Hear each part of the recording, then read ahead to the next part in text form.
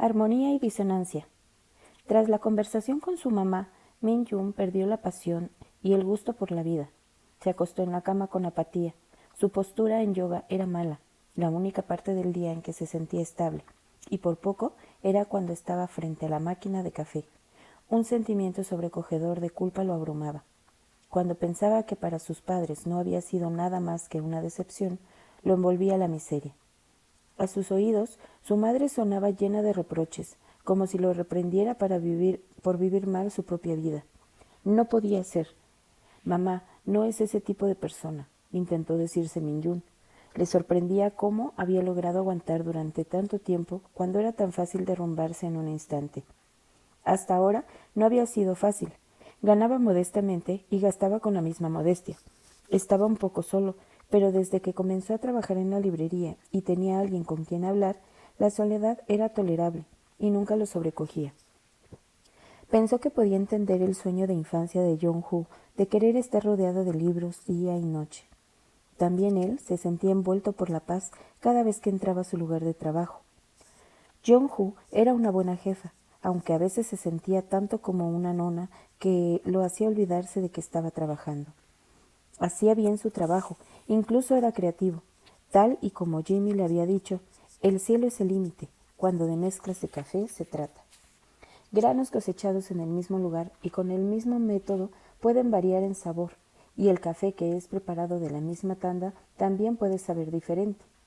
Una taza de café es al mismo tiempo trabajo de la naturaleza y del barista. Pensaba que para preparar café era de algún modo parecido a leer. Cualquiera puede hacerlo, y entre más tiempo pasas realizando la tarea, más quieres pensar en ella. Una vez que entras por el agujero del conejo, es difícil salir de él.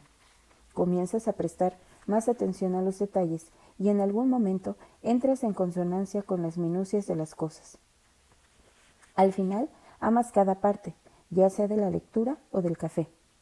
Min-jun amaba su trabajo, pero habían pasado 10 días desde su última visita a Gauthens.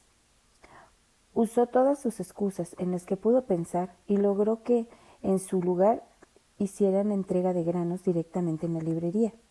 Uno de los tostadores fue en persona a hacer la entrega y se quedó platicando un momento. Cuando estaba a punto de irse, el tostador dijo: «Ya que tú no vas, nosotros somos quienes tenemos que escuchar a la jefa quejarse de su marido ahora. Parece que otra vez hizo algo para molestarla». Min-jun sonrió, pero permaneció en silencio. «Ah, sí, la jefa hizo una mezcla de las que te gustan. Ven a probarla».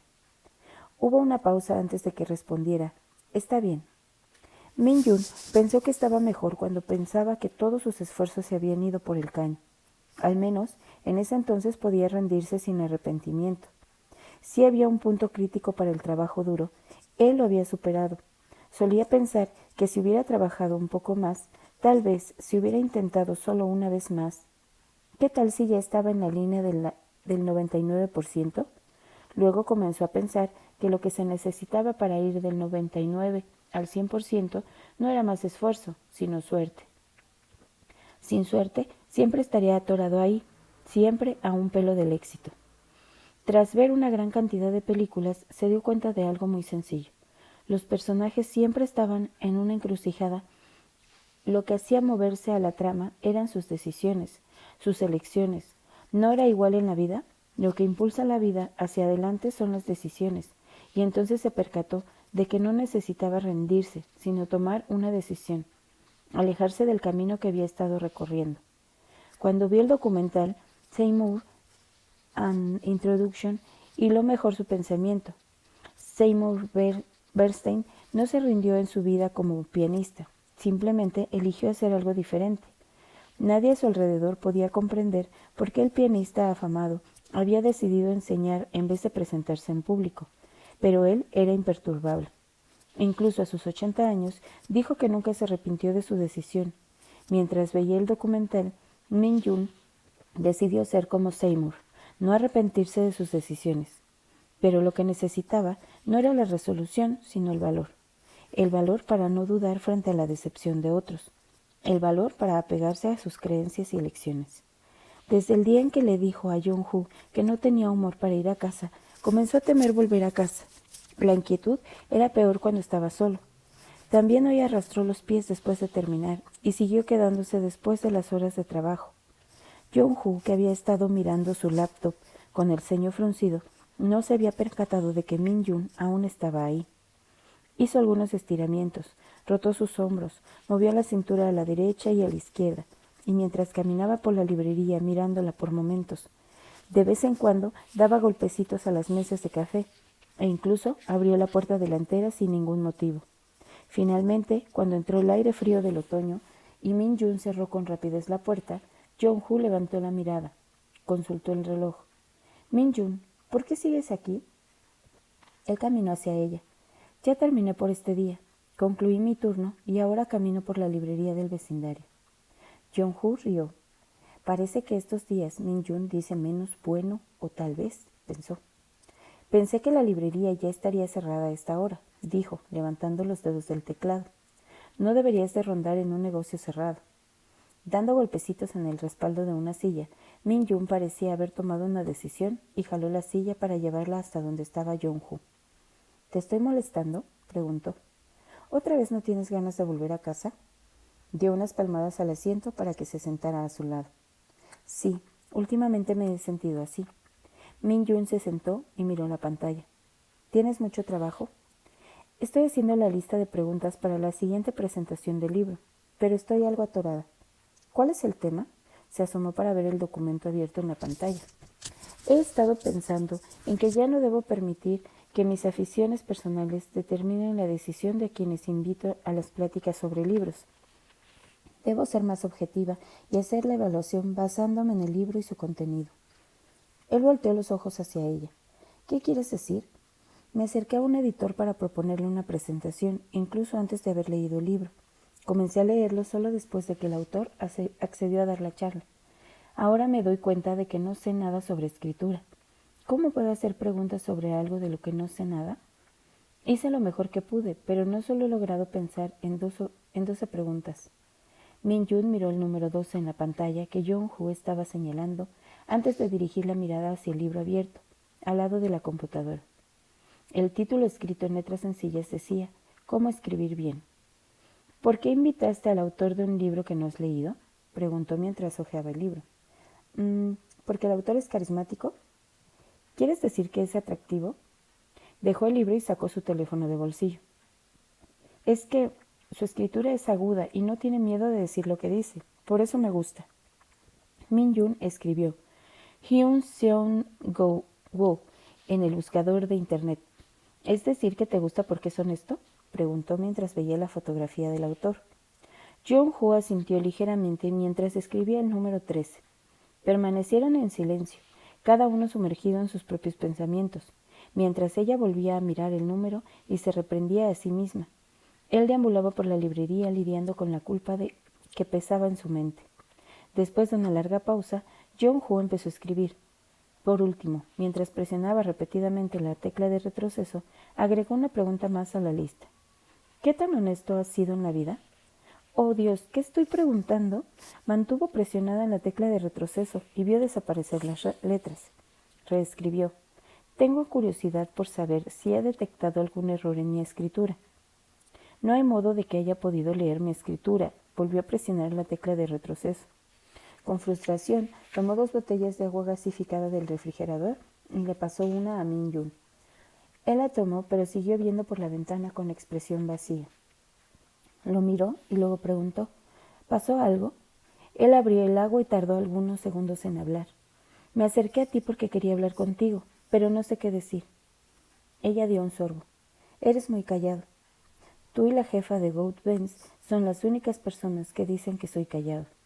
Oh, así que es verdad. Min-Jun se desconcertó ante la exclamación repentina. Jimmy Eoni y yo hemos discutido el hecho de que no hablas mucho con nosotros porque somos ajumas. Yo estaba segura de que eso no podía ser verdad, pero resulta que es cierto.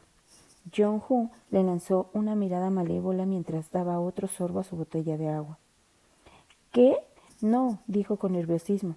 ¿Y cómo que eres una ajuma? No hay tanta diferencia de edad entre nosotros. ¿Estás diciendo la verdad? No, claro. Bueno, Te creo por mi propio bien. Al ver que Jong-Hoo estaba bromeando, Min-Jun se relajó y se rió suavemente. Tomó un largo sorbo y miró. ¿Puedo hacerte una pregunta? ¿Una que sea personal? Claro. ¿Dónde viven tus padres? Mis padres, en Seúl. Los ojos de Min-Jun se abrieron como platos. ¿De verdad? Es un poco extraño, ¿verdad? Su hija abre una librería, pero nunca la han visitado ni llamado. Tampoco parece que los encuentre durante mis días de descanso. Probablemente pensaste que estaban en el extranjero o en algún lugar lejano en el campo, pero resulta que viven en Seúl. Seguro estarás pensando, qué raro, ¿verdad? Él asintió casi imperceptiblemente, como si no estuviera seguro de si era una reacción apropiada. Mis padres me dijeron que no querían volver a verme, en especial mi madre. Min-Jun miró a Jong-Hoo con expresión inquisidora. Cuando era niña, nunca causé ningún problema, pero solo me tomó un momento causar los problemas de toda una vida. Si hubiera sabido que las circunstancias llegarían a este punto, habría hecho caso omiso del complejo de hija obediente hace mucho tiempo. He estado pensando que es mi culpa no haberla ayudado a desarrollar inmunidad. Jong-Hoo trató de relajar su expresión, que siempre se endurecía cuando hablaba de su madre. ¿Por qué preguntas sobre mis padres? Min-Jun dudó durante un momento. Mi mamá me llamó hace unos días.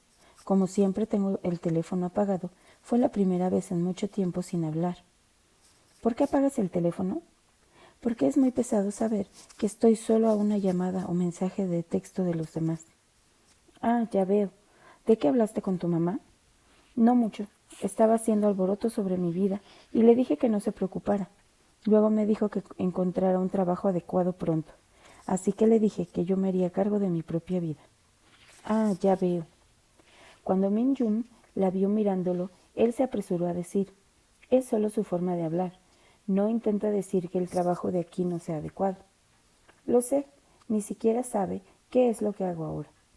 No tienes que dar explicaciones. Como Jong-Hoo sonreía, Min-Jun siguió hablando.